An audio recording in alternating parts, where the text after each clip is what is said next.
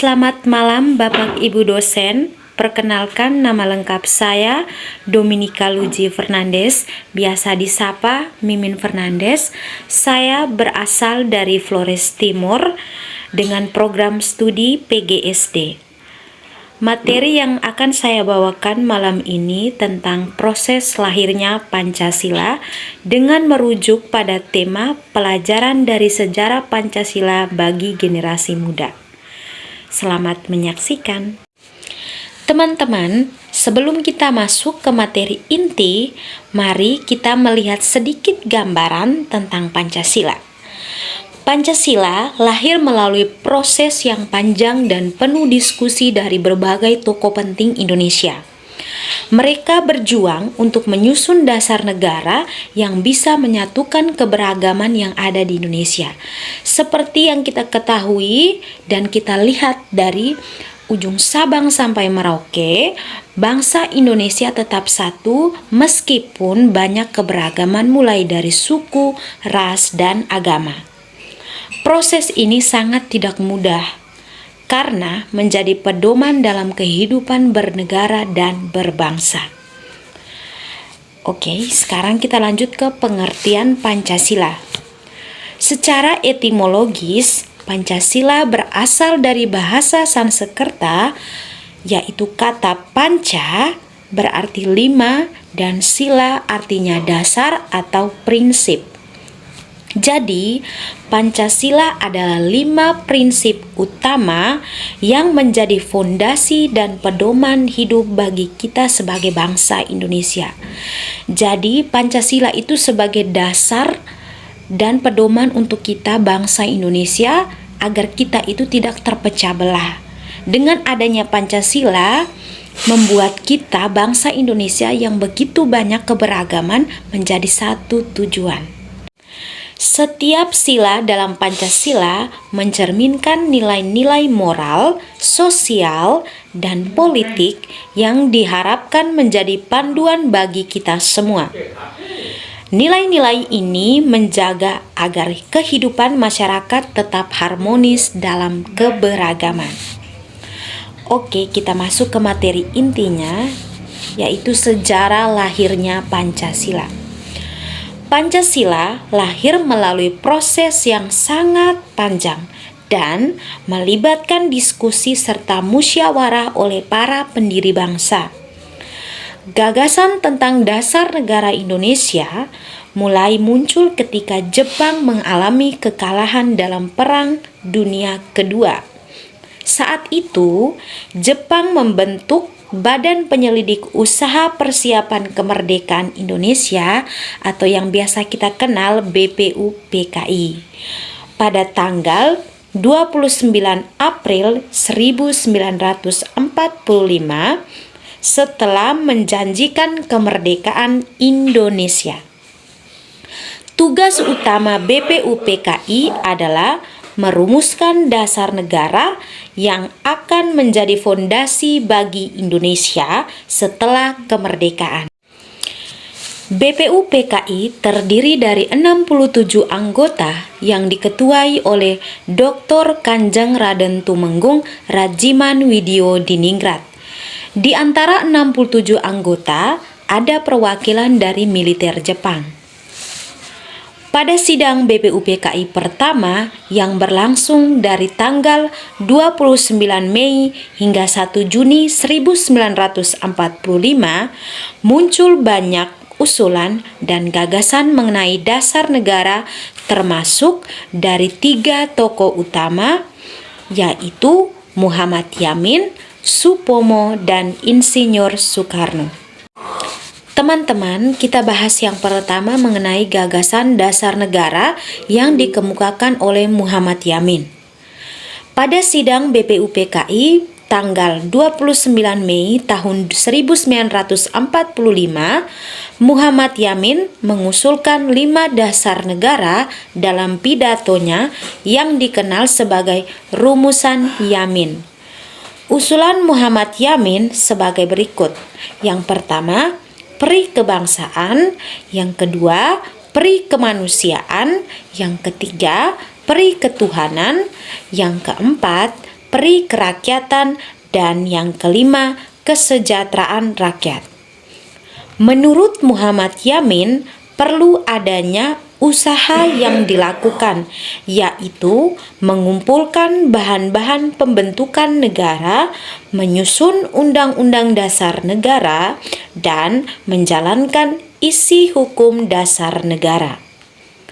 Muhammad Yamin juga menyusun naskah tertulis yang sedikit berbeda dengan uraiannya, tetapi pada intinya tetap menekankan pada nilai-nilai kebangsaan, kemanusiaan, dan ketuhanan. Baik, kita lanjut yang kedua, gagasan mengenai dasar negara menurut Mr. Supomo. Supomo sebagai salah satu anggota BPUPKI juga memberikan pandangannya tentang dasar negara. Dalam pidatonya pada tanggal 31 Mei tahun 1945, ia lebih menekankan pada konsep negara integralistik, di mana negara dan rakyat merupakan satu-satunya kesatuan yang tak terpisahkan. Rumusan Pancasila versi Supomo kurang eksplisit dibandingkan Insinyur Soekarno dan Muhammad Yamin, tetapi ide-idenya berkisar pada prinsip yang pertama, persatuan, yang kedua, kekeluargaan, yang ketiga, kebudayaan, yang keempat, keadilan sosial, dan yang kelima, ketuhanan. Supomo membahas tentang bagaimanakah dasar-dasar negara Indonesia. Supomo menguraikan tentang syarat mutlak untuk mengadakan negara dari sudut pandang hukum dan sudut pandang formil, yaitu harus ada daerah, rakyat, dan ada pemerintah yang berdaulat. Kita lanjut yang berikut, membahas tentang dasar negara menurut Insinyur Soekarno. Pada tanggal 1 Juni tahun 1945, sidang diadakan kembali. Insinyur Soekarno mendapat giliran menyampaikan gagasannya.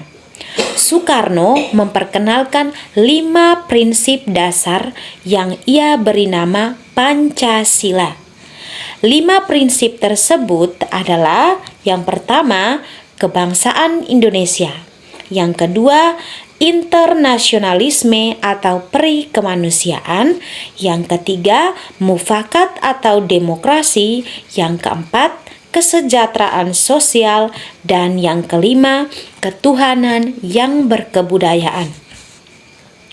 Soekarno kemudian menyampaikan jika ada anggota sidang BPUPKI tidak menyukai dengan bilangan 5 yang ia kemukakan, maka Soekarno mengusulkan rumusan menjadi 3, yaitu sosionasionalisme, sosiodemokrasi, dan ketuhanan yang diistilahkan menjadi Trisila.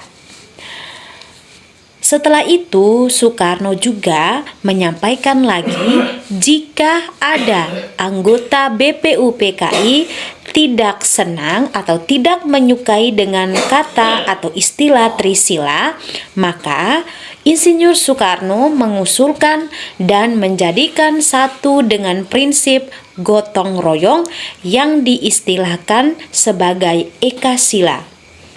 Menurut Insinyur Soekarno, gotong royong adalah ide asli Indonesia. Baik teman-teman, setelah kita mendengar penjelasan tentang proses lahirnya Pancasila dari 3 tokoh tadi, sekarang kita lanjut ke Panitia 9 untuk pembentukan Piagam Jakarta.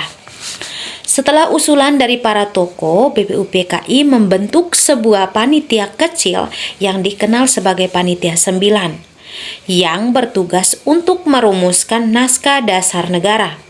Panitia ini terdiri dari 9 anggota, yakni yang pertama Insinyur Soekarno, yang kedua Muhammad Hatta, yang ketiga Muhammad Yamin, yang keempat Ahmad Subarjo, yang kelima Haji Agus Salim, yang keenam Abi Kusno Cokro Sujoso, yang ketujuh Wahid Hashim, yang kedelapan Abdul Kahar Musakir, dan yang kesembilan A.A. Maramis. Setelah diskusi dan usulan-usulan tersebut, Panitia 9 yang dibentuk oleh BPUPKI menghasilkan Piagam Jakarta pada tanggal 22 Juni tahun 1945 yang merupakan rumusan awal dari Pancasila. Dalam Piagam Jakarta, 5 sila yang dirumuskan adalah sebagai berikut. Yang pertama, ketuhanan dengan kewajiban menjalankan syariat Islam bagi pemeluk-pemeluknya. Yang kedua, kemanusiaan yang adil dan beradab. Yang ketiga, persatuan Indonesia. Yang keempat, kerakyatan yang dipimpin oleh hikmat kebijaksanaan dalam permusyawaratan dan perwakilan. Dan yang terakhir atau yang kelima, keadilan sosial bagi seluruh rakyat Indonesia. Namun, kalimat dengan kewajiban menjalankan syariat Islam bagi pemeluk-pemeluknya diubah menjadi ketuhanan yang Maha Esa. Pada tanggal 18 Agustus tahun 1945, demi menjaga kesatuan dan persatuan bangsa, dan akhirnya lahirlah rumusan Pancasila yang kita kenal sampai dengan saat ini. Oke teman-teman, sekarang kita lanjut ke pembentukan PPKI atau Panitia Persiapan Kemerdekaan Indonesia. Panitia Persiapan Kemerdekaan Indonesia dibentuk pada tanggal 9 Agustus tahun 1945 oleh Jenderal Terauchi di Vietnam dengan mendatangkan Dr. Rajiman, Soekarno, dan Muhammad Hatta. Badan ini bertugas untuk meresmikan pembukaan dan batang tubuh Undang-Undang Dasar tahun 1945. Panitia Persiapan Kemerdekaan Indonesia atau yang biasa dikenal PPKI diketuai oleh Soekarno dan wakilnya Muhammad Hatta. Anggotanya terdiri dari 19 orang. Panitia Persiapan Kemerdekaan Indonesia bersidang untuk pertama kalinya pada tanggal 18 Agustus tahun 1945 di Gedung Komonfu. Ada 7 pokok materi dalam sidang PPKI tersebut, antara lain yang pertama pidato proklamasi, yang kedua pengesahan pembukaan Undang-Undang Dasar tahun 1945, yang keempat pengangkatan presiden dan wakil presiden, yang kelima pembentukan KNIP atau Komite Nasional Indonesia Pusat, dan yang keenam pembentukan Badan Penolong Keluarga Korban Perang dan Badan Keamanan Rakyat.